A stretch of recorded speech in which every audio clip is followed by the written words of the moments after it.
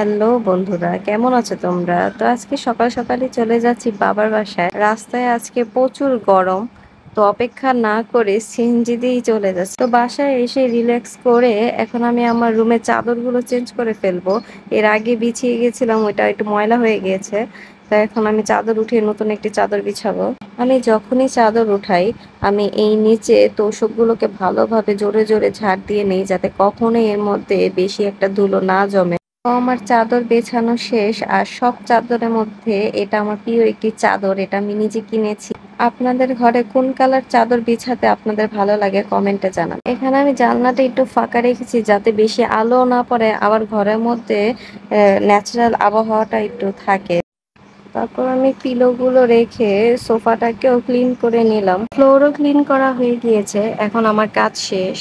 এখানে আমি একটি প্যাক বানিয়েছিলাম, সেটা আমার ফেসে এবং হাতে দিয়ে দিয়েছিলাম। এখন আমি আমার পায়ে সেটা ইউজ করব।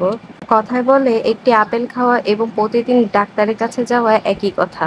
তো আমরা নিজেকে সুস্থ রাখতে অবশ্যই প্রতিদিন আমি যে কোনো একটি ফল খাওয়ার চেষ্টা করি, তার মধ্যে আপেল হচ্ছে বেস্ট অপশন। দেখতে দেখতে আমের সিজনও চলে এসেছে, এখন গাছে গাছে আম ধরছে, আর বাজারে খুব কমই আমটা পাওয়া যাচ্ছে। আর এই আম খাওয়ার মজাটাই আলাদা, তবুও একটু দাম বেশি। তো আমি এই কাঁচা আমের ভর্তাটা বানিয়ে নিচ্ছি, যার মধ্যে আমি ইউজ করেছি একটু মরিচের গুঁড়া, একটু লবণ এবং সামান্য একটু চিনি। এই আমি মতে এটা বানিয়ে নিলাম। তা আমি আর আমার মেয়ে ছাদে উঠে এটা খাবো। ছাদে উঠে দেখি বিড়াল ছানারা এক একটা এক এক জায়গায় বসে আছে। দুপুরে অনেক রোদ ছিল, তো এরা ছায়ার মধ্যে খুব আরামে ঘুমোচ্ছে। এটার একটু অবস্থা খারাপ, কারণ এটাকে হয়তো অন্য বিড়াল একটু করেছিল, তো এটাকে আমি একটু সুস্থ করে দিয়েছি, পরিষ্কার টরিষ্কার করে। তো এটা মোটামুটি এখন একটু ভালো লাইনেই আছে। তো কিছুক্ষণ পরে আমি জানি ওর মা চলে আসবে, কারণ আমরা ছাদে এসে, তো তার মাও চলে এসেছে। বলেছিলাম না, সে হয়তো ভাববে আমরা ওদেরকে নিয়ে কি করব, এই টেনশনে সে চলে এসেছে। এখন সে আর উঠবে না যে পর্যন্ত আমরা না যাব। এই ওদেরকে নিয়ে এখন এই চেয়ারের নিচে এখন বসে থাকবে যতক্ষণ আমরা থাকবো। আমার মেয়ে তো এটা ভালো এনজয় করে। এখানে আমার ভাই ভুট্টা গাছ লাগিয়েছিল, জানি না সে কি মজা পায়, সব সময় সে ভুট্টা গাছ লাগাবেই। তো আমি নিচে এসে একটু চা বানালাম। আমি চায়ে যা যা ইউজ করছি, আমি একটু বেশি লিকার ইউজ করছি, আর এই মশলাগুলো আমি দিয়ে দিব। খুবই দুঃখজনক কথা হচ্ছে, আমি চায়ে কোনো চিনি ইউজ করব না, আমি চিনি ছাড়া এই মশলা চাটা খাবো। এটা খেতে অন্যরকম একটা টেস্ট আছে। তো আমি এই গাঢ় দুধের মধ্যে এই লিকার চাটা দিয়ে দিব উইদাউট চিনি। এভাবে চাটা যদি আপনি প্রায় খেতে পারেন, তাহলে আপনার লিভার এবং কিডনি ড্যামেজ খুব। আসলে সবকিছুই অভ্যাসের দাস। আপনি যদি চিনি আলা চা সবসময় খেতে পারেন, তাহলে আপনি অভ্যাস করলে অবশ্যই চিনি ছাড়া চাও খেতে পারবেন। আর মশলা দিয়ে চা বানানোটা ইন্ডিয়ান একটি রেওয়াজ, তারা প্রায় এগুলোই এভাবেই রান্না করে থাকে। তো আমি বসে বসে এই মশলা চাটা এনজয় করছি, এটা অন্যরকম একটা টেস্ট আমার কাছে লাগে। দিনে আপনারা কয়বার চা খান সেটা কমেন্ট করে অবশ্যই জানাবেন। তো এখন বিকেল, আমি একটি ডিআইওয়াই জিনিস তৈরি করছি আমার বেলকনির জন্য। শেষে দেখতে পারবেন এটা কতটা সুন্দর হয়েছে। তো আমি এই বোতলটাকে মাপ করে নিব উপরে এবং নিচে, এইভাবে যতটুকু আমি এটা কাটবো।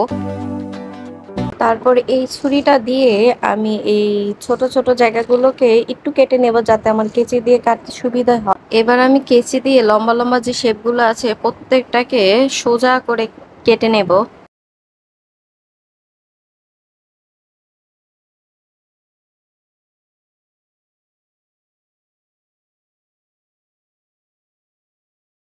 আপনারা দেখতেই পাচ্ছেন এগুলো প্রত্যেকটাকে আমি কেটে নিয়েছি। এখন আমি এই মুখাটা খুলে আর এটাকে উল্টিয়ে সব প্রত্যেকটা এই স্টেপগুলোকে উল্টিয়ে দিব, এবং বোতলের এই মুখটাকে ভিতরে উল্টিয়ে ঢুকিয়ে দিব।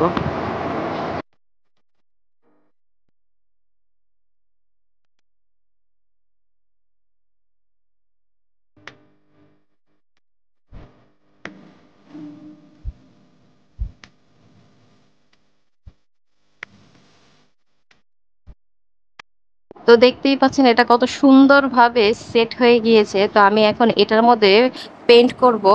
আর আমার কাছে লাগলো যে ইয়েলো পেইন্টটা এর মধ্যে বেশি স্যুট করবে, এটা ব্রাইট রাখবে। তো নিচে যাতে পেইন্টটা না লাগে, তো আমি একটি কাগজের উপরে ব্রাশ দিয়ে পেইন্টটাকে ভালো করে মিক্স করে নেব, এবং এই ব্রাশ দিয়ে পুরো এই বোতলটাকে পেইন্ট করে ফেলবো।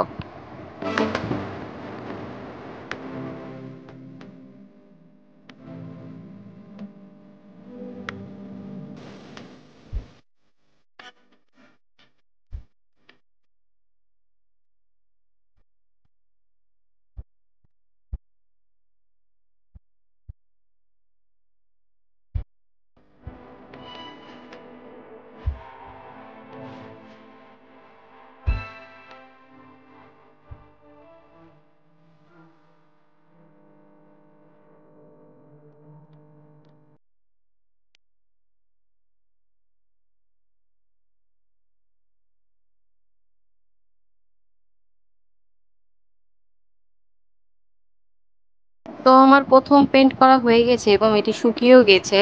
তো এবার আমি আবার এটাকে উপর দিয়ে পেইন্ট করব যাতে এটা আরো একটু বেশি গ্লেজ দেয় এবং পেইন্টটা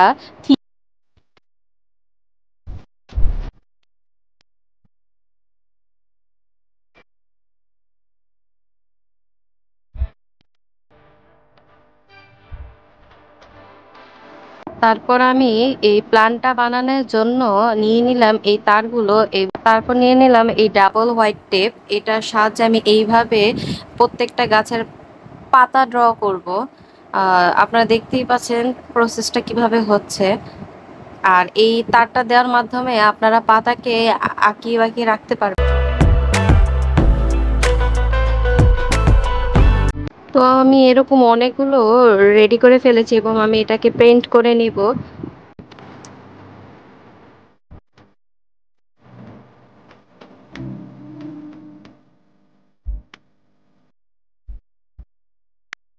আমার প্রত্যেকটাকে পেইন্ট করা শেষ এবং আমি আরো অনেকগুলো পাতা এভাবে ডিজাইন। এখন আমি ইউজ করব এই ফোমগুলো যা আমার এই গাছটাকে ধরে রাখবে। আমি এর মধ্যে কিছু গ্লুও দিয়ে দিয়েছি যাতে এটা লেগে থাকে। তো এইভাবে আপনারা দেখতেই পাচ্ছেন আমি এটাকে ভিতরে দিয়ে দিয়েছি এবং গ্লু ইউজ করেছি যাতে এটা পড়ে না যায়। তারপর আমি ক্লে ইউজ করে উপরে এভাবে দিয়ে দিব যাতে এটা বোঝা যায় এটা একটা মাটির মধ্যে আছে গাছটা। এই ছোট ছোটগুলোকে আমি এইভাবে কসটিপের সাহায্যে লাগিয়ে দিব। তো পরে আমি ভাবলাম কসটিপের সাহায্যে হয়তো পড়ে যেতে পারে, তাই আমি গ্লু গান দিয়ে সবগুলোকে লাগিয়ে দিয়েছি। দেখুন এটা কতটা সুন্দর লাগছে। তারপরে আমি এটার উপরে একটি ইয়েলো শেডস দিয়ে দিয়েছি যাতে এটাকে বোঝা যায় আরো সুন্দর। তো আপনারা দেখতেই পাচ্ছেন এটা কতটা সুন্দর লাগছে এবং মোটামুটি রিয়েলিস্টিক মনে হচ্ছে। তো আপনারাও চেষ্টা করলে ঘরের মধ্যে এভাবে ফেক আর্টিফিশিয়াল প্ল্যান্ট বানাতে পারেন। আর হ্যাঁ, কমেন্টে অবশ্যই জানাবেন এটা কোন গাছ আমি বানিয়েছি। তো ভিডিওটি শেষ করছি আইসক্রিম খেতে খেতে। আমার হাজবেন্ড আমার জন্য এবং মার জন্য কোন আইসক্রিম নিয়ে এসেছে। আশা করি আপনাদের ভিডিওটি ভালো লেগেছে। ধন্যবাদ।